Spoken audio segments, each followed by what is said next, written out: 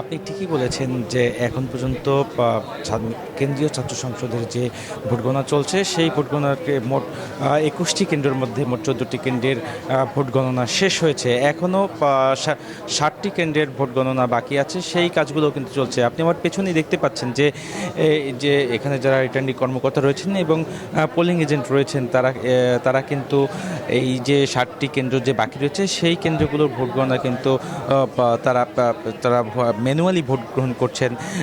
এই manually vote গ্রহণ নিয়েও কিন্তু যারা এই নির্বাচনে অংশগ্রহণ করেছেন, এখনও যারা ফল প্রত্যাশা করছেন, তারা কিন্তু এক ধরনের অভিযোগ জানিয়েছেন যে ধীরগতির কারণে এক ধরনের অনিশ্চয়তা তৈরি হয়েছে। তারা বলছেন যে এই নির্বাচন কমিশন ভোট ফলাফল ঘোষণার ক্ষেত্রে এক ধরনের দীর্ঘসূচিতা করছে।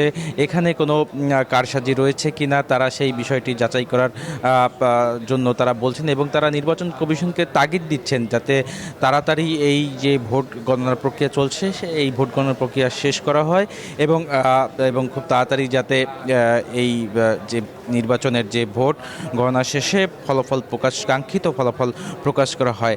আমরা গত 2 দিন ধরেই কিন্তু দেখছি যে জাকসু নির্বাচন উপলক্ষে যে ভোট গণনার প্রক্রিয়া সেই ভোট গণনা চলছে। নির্বাচন কমিশনের পক্ষ থেকে বলা হয়েছিল যে কিছু প্রার্থীর অভিযোগের কারণে মেশিনে অর্থাৎ ওএমআর মেশিন, রিডেবল মেশিনে যে ভোট গণনার কথা ছিল সেই সিদ্ধান্ত থেকে তারা সরে আসে এবং তারা ম্যানুয়ালি এই ভোট গণনা চালিয়ে যায়। এর মধ্যে গতকাল কিন্তু সারাদিনই বিভিন্ন সময় বেশ নানা অঘটন ঘটেছে। আমরা দেখেছি যে যারা রিটার্নিং কর্মকর্তা রয়েছেন তাদের মধ্যে কেউ এই ম্যানুয়াল পদ্ধতিতে ভোট গণনার কারণে অনীহা প্রকাশ করে আসছিলেন দীর্ঘ প্রক্রিয়ার কারণে এবং এই ম্যানুয়ালভাবে ভোট গণনার কারণে বেশ কিছু ত্রুটিও ধরা পড়তে পারে এমন অভিযোগও করেছেন। এই অভিযোগ এনে নির্বাচন কমিশনের একজন সদস্য কিন্তু গতকাল রাত 9টায় পদত্যাগ করেছেন, এই নির্বাচন থেকে সরে দাঁড়িয়েছেন। সেই বিষয়টিও আমরা দেখেছি। কিন্তু নির্বাচন কমিশন কিন্তু বরাবরই জানিয়ে এসছেন যে প্রার্থীদের অভিযোগের ভিত্তিতেই কিন্তু তারা এই ম্যানুয়াল পদ্ধতিতে যে ভোট গ্রহণের যে প্রক্রিয়া সেই প্রক্রিয়ায় যেতে তারা বাধ্য হয়েছেন।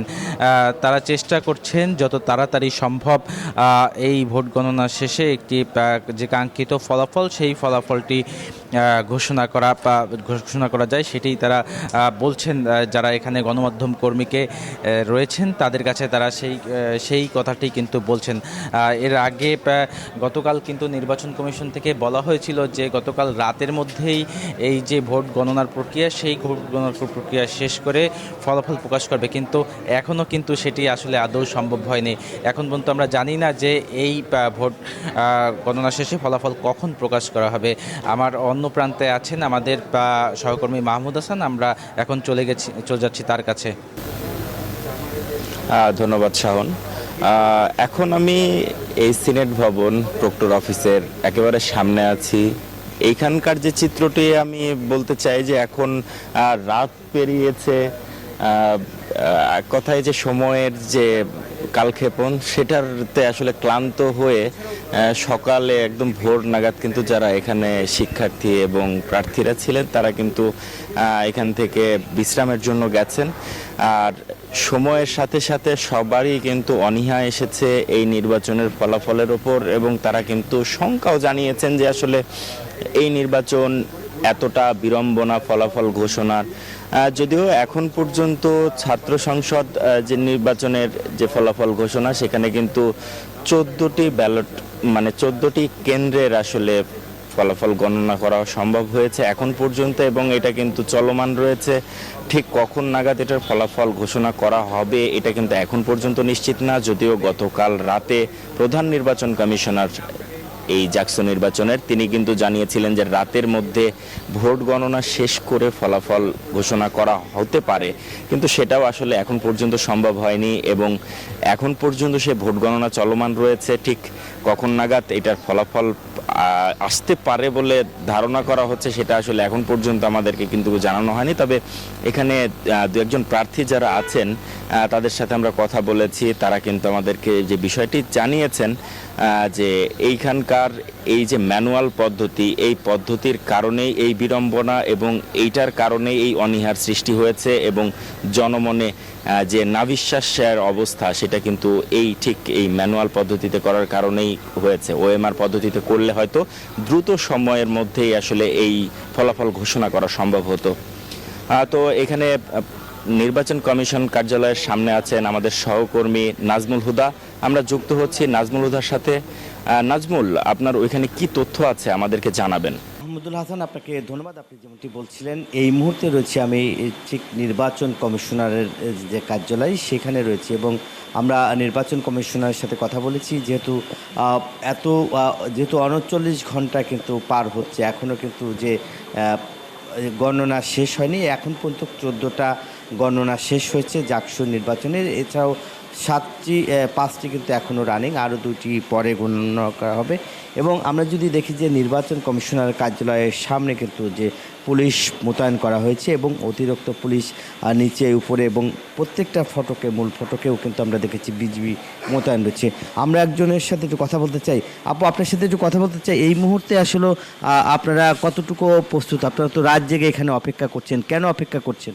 আমরা রেজাল্টের জন্য অপেক্ষা করছি, যাতে করে আমরা রেজাল্টটা জানতে পারি এর জন্য। আর আপনারা দেখেছেন যে ম্যানুয়ালি গণনা করা হচ্ছে, যার কারণে সময়টা অনেক বেশি লাগছে। তারা চাইলে ওএমআরের মাধ্যমে, মেশিনের মাধ্যমে করতে পারতো, তাহলে আমরা 11 তারিখ রাতেই পেয়ে যেতাম। কিন্তু তারা সময়টাকে দীর্ঘ করে নিয়ে এসেছে।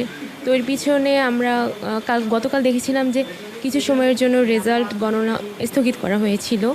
তো এটা হতে পারে যে রেজাল্টটা যাতে স্থগিত করে দেয়, বানচাল করার একটা প্রক্রিয়া ছিল। ধন্যবাদ আপনাকে। যেমনটা আসলে বলছিলেন এবং এখানকার নির্বাচন কর্মকর্তার সাথে কথা বলেছি, তিনি আমাদেরকে বলেছেন ঠিক দুপুরের পরই কিন্তু যে ফলাফল ঘোষণা করা হবে। এবং এইখানে আপনারা যদি এখন দেখায় যে নির্বাচন কমিশনারের পক্ষ থেকে কিন্তু এই কথাটি আসলে বলা হয়েছে এবং আমরা দেখেছি যে এখনও কিন্তু অনেকেই এখানে অপেক্ষা করছে এবং যেহেতু আপনারা জানেন যে রাত জেগে অনেকেই পাহারা দিচ্ছে। আপনাদের সাথে একটু কথা বলি। আপনারা দীর্ঘ সময় ভোট হওয়ার কিন্তু 39 ঘন্টা হয়ে গেল, এখনও কিন্তু রেজাল্ট হলো না কেন? এই যে অমানবিক একটা পদ্ধতি ম্যানুয়াল, যেটা ঢাকা ইউনিভার্সিটিতে 30,000 বুট কাস্ট হয়েছে এবং তারা রাতের মধ্যেই মোটামুটি বুট গণনা শেষ হয়েছে এবং ফজরের সময় তারা রেজাল্ট পাবলিশ করেছে। কিন্তু আমাদের এখানে প্রায় 40-41 ঘন্টা হয়ে যাচ্ছে, এখনও ম্যামরা, টিচাররা যারা দায়িত্ব অবস্থায় আছে তারাও খুব পেরেশানি অবস্থায় আছে, তাদের স্বাস্থ্যের ঝুঁকি সম্ভাবনা আছে। পাশাপাশি পুলিং এজেন্ট যারা আছে তারাও সারা রাত কাজ করার কারণে তারাও ক্লান্ত। এই জন্য আমাদের পুলিং এজেন্টের সংখ্যাও বাড়ানো লাগতেছে। সব মিলিয়ে খুবই খারাপ অবস্থা। অব্যবস্থাপনার দিক থেকে আমাদের নির্বাচন কমিশন পুরোপুরি ব্যর্থ ছিল। ইনশাল্লাহ আমরা আশা করতেছি আসরের মধ্যে রেজাল্ট পাবলিশ হবে। অনেক ধন্যবাদ আপনাকে। শুনছিলেন যে তারা আসলে এখনও অপেক্ষা করছে। বিস্তারিত জানতে আমাদের আরও দুপুর পর্যন্ত অপেক্ষা করতে হবে। এই ভোটের গণনা শেষ করেই কিন্তু রেজাল্ট দেবেন রিটার্নিং কর্মকর্তা। এই ছিল আমার কাছে জাকসু নির্বাচনের সর্বশেষ তথ্য। জহুর।